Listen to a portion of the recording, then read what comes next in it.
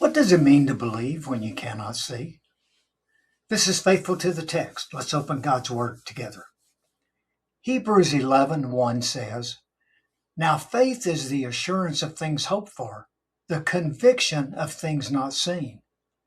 Faith is not uncertainty. It is not guessing. It's not wishful thinking.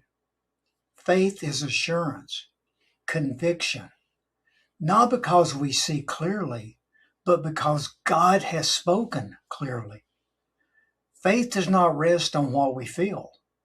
It rests on what God has said. What is your God thought for today? Mine is this. Faith is not the absence of sight.